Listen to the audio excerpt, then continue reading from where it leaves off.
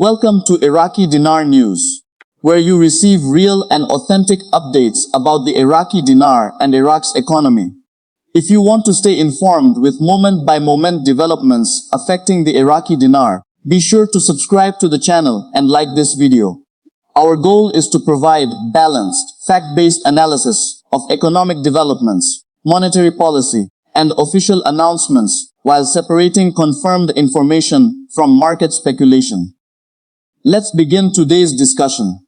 Today's topic comes from comments made by market commentator Jeff, who was asked about a possible time frame that currency holders might have to exchange Iraqi dinar if a future revaluation or reinstatement were ever to occur. His response suggested that a period of roughly 90 days could be expected, based on two historical examples from Iraq's monetary history. It is important to emphasize from the beginning that this represents an opinion, rather than an official policy announcement.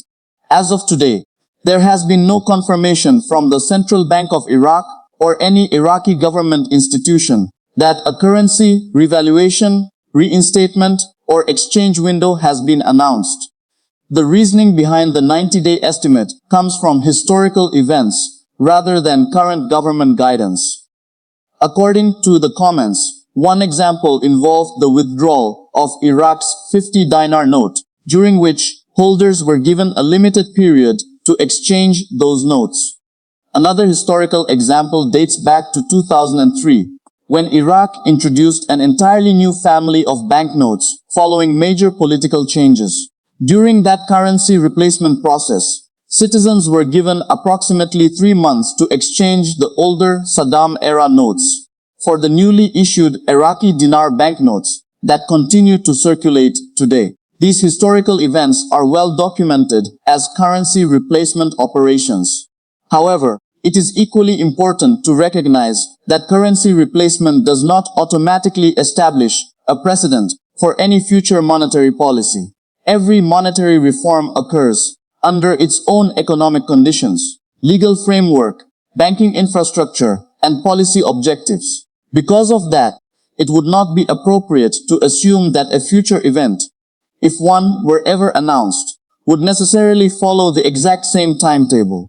Understanding why governments establish exchange periods helps explain the historical examples. Whenever a central bank introduces new banknotes or removes older ones from circulation, it generally provides a transition period to allow individuals, businesses, and financial institutions sufficient time to exchange their currency.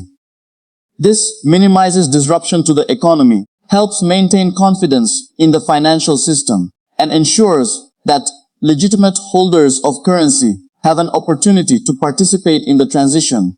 In Iraq's case, the 2003 currency exchange represented one of the largest monetary replacement programs in the country's modern history. Millions of banknotes had to be exchanged across the country while maintaining financial stability during an extremely challenging political and economic environment. The exchange period was designed to balance efficiency with accessibility, allowing people in both urban and rural areas to participate. That historical operation, however, should not automatically be interpreted as evidence that a future currency policy would be handled identically. Since 2003, Iraq's banking sector has evolved considerably. Electronic payment systems have expanded, banking regulations have changed, anti-money laundering standards have become more comprehensive, and coordination with international financial institutions has increased. These changes mean that any future monetary initiative would likely be designed around current economic realities, rather than simply repeating procedures used more than 2 decades ago. For Iraqi dinar followers, discussions like these often generate significant interest because many investors seek clarity regarding what might happen if Iraq ever implemented a major monetary reform. Questions frequently arise regarding exchange deadlines, banking procedures, documentation requirements, and the role of domestic versus international financial institutions. At present, however, these questions remain hypothetical. because no official exchange program related to a currency revaluation has been announced. This distinction is extremely important for anyone following Iraqi economic news. Market commentary can provide perspectives and interpretations, but official monetary policy is determined by the Central Bank of Iraq through formal announcements and legal procedures. Investors should therefore distinguish between analysis, personal expectations, historical comparisons, and confirmed government policy. Looking at Iraq's broader economy provides additional context. The country's monetary authorities continue to focus on maintaining exchange rate stability, controlling inflation, strengthening foreign currency reserves, modernizing the banking sector, and expanding digital payment systems. These policy objectives are regularly discussed in official statements and represent ongoing priorities that influence confidence in Iraq's financial system. In the short term, comments such as these are unlikely to affect Iraq's actual monetary policy. Currency values are influenced primarily by macroeconomic fundamentals, fiscal policy, oil revenues, foreign reserves, inflation, trade activity, and central bank decisions. Opinions expressed by individual commentators do not alter those underlying economic factors. Nevertheless, discussions surrounding historical currency exchanges remind viewers that monetary transitions require careful planning. Any significant policy change would almost certainly involve public communication campaigns, coordination with commercial banks, legal guidelines, and clearly defined procedures. Central banks generally prioritize financial stability and public confidence when implementing changes affecting national currency. Another important consideration involves international banking practices. If a future exchange program were ever officially announced, financial institutions would likely rely on detailed regulatory guidance before processing transactions. Compliance procedures, customer identification requirements, anti-money laundering standards, and reporting obligations would all remain essential components of the banking process.